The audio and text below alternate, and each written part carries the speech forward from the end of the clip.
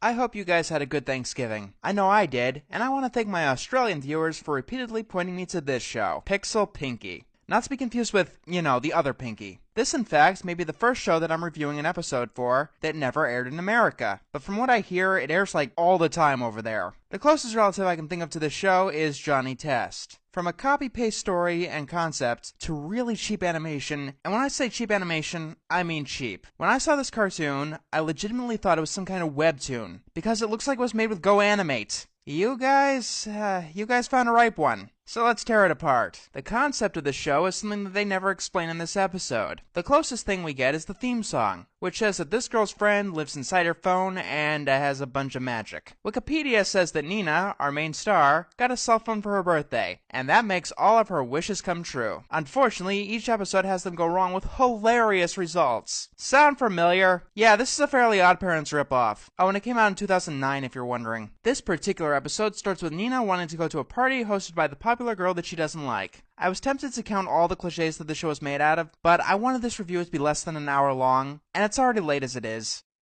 I'm invited. I'm invited. In your dreams, Vincent. This is a flyer for a hardware store. Are you sure that this wasn't some 4th graders Go Anime project? Because it looks like some 4th graders Go Anime project. What shall it be? Red or aubergine? Oh, definitely red. Red is very in right now. Oh, I like the red. Go aubergine! Oh, but... Hey kids, let's count the cliches. The awkward love interest with a girl that doesn't give a shit about him. The bland mean girl character. Her 2 idiot parrot sidekicks. Absolutely no knowledge of fashion by fashion savvy characters. And instead using fake colors. Someone selecting one thing so everyone else selects the other thing. That's impressive. No, really it is. You could eat a bunch of cartoon collection DVDs and shit out something less regurgitated than this show. Nina gets invited to Susie's party because never explained, and then we learn that Nina has to babysit. Oh no, now Nina has to pick between doing her responsibility and going to that party that she really wants to. Will she pick the right one, or will she make a fool of herself doing the less responsible option? Oh, and I have no idea who the hell that guru guy is, if you're wondering. Babysitting the Peterson kids? Since when? Since 3 weeks ago.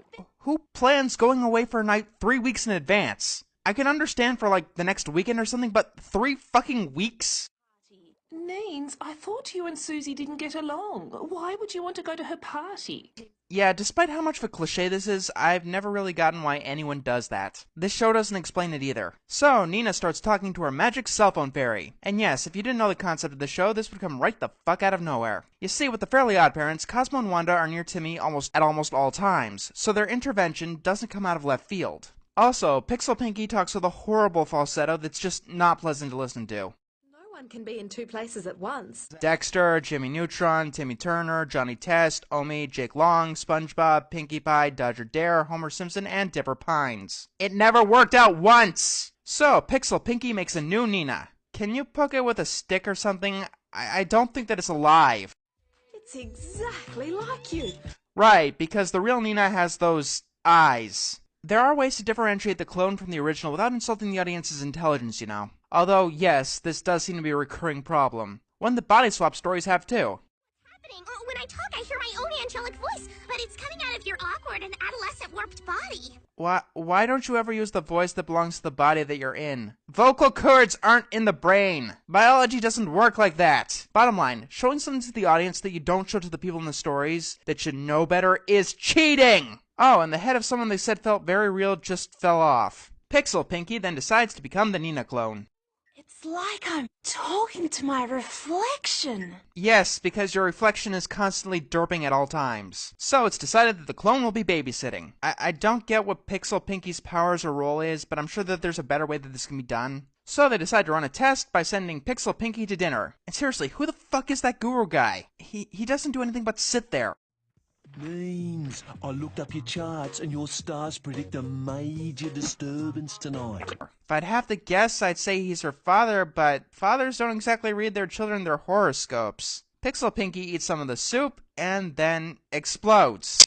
I had to tell your parents we've been studying magic tricks to explain your cranial discharge back there. So, where is your family? Do you think the Peterson kids will like this trick? Ew! Way too much. Oh, and they're babysitting right next to the party.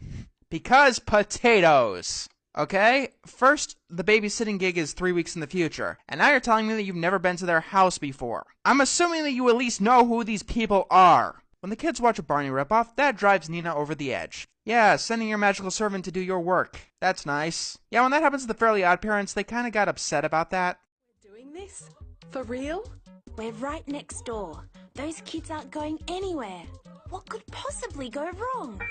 Dumb ways to die. So many dumb ways to die. Dumb ways to die. So many dumb ways to die. So, Nina tells Pixel Pinkie to babysit, and wants a spectacular entrance to the neighbor's party. She gets a rocket up her ass and flies into Susie's pool. Then everyone starts going in the pool, and we learn that Pixel Pinkie is tied to the phone. When it gets waterlogged, so does Pixel Pinkie. This goes absolutely nowhere, and Pixel Pinkie wants ideas. The idea is hide and seek. This works about as well as you think, as Pixel Pinkie doesn't even know how to use a fucking door. Being Nina is harder than I imagined. These door things take some getting used to. Who the fuck are you talking to? You're supposed to be hiding. Hey, check out Nina. She's climbing a tree. Hey, look, it's someone no one cares about doing something completely uninteresting. So the twins go right into a stranger's backyard, one that was gated off. Oh, dude, did I hear a little kid's voice? Totally. Hey, listen, it's something that I couldn't possibly care about and it wouldn't affect me in any way. They point to Pixel Pinkie, whose arm has fallen off because that's not horrifying in the slightest. I should have never tried to do two things at once. Next thing you'll be telling me is that it's wrong to hit people, or that it's wrong to steal. Nina starts running and hiding because, I don't know, when she runs to her crush. They have some not very interesting conversations. Do you like red? One of my favorite primary colors. Oh my, it's one of your favorites, and not your favorite when there's only 3 options. I'll take it as a no, you don't like red. Nina gets back to find that the twins are hiding. Yay, they're traumatized for life! Seriously, you just had someone's head fall off in front of a couple of kids. Anyway, the Petersons say that Nina should babysit for them every week, not realizing that she could just say no and hasn't yet made the commitment, meaning that she's gotten through this essentially consequence-free. This was an interesting one. Oh, and if you're wondering my rules for foreign shows, it has to have an official English translation and needs to have aired on mainstream television in its country of origin. Here's our generic song. It sounds like hundreds of other songs. Things are always nice in this song.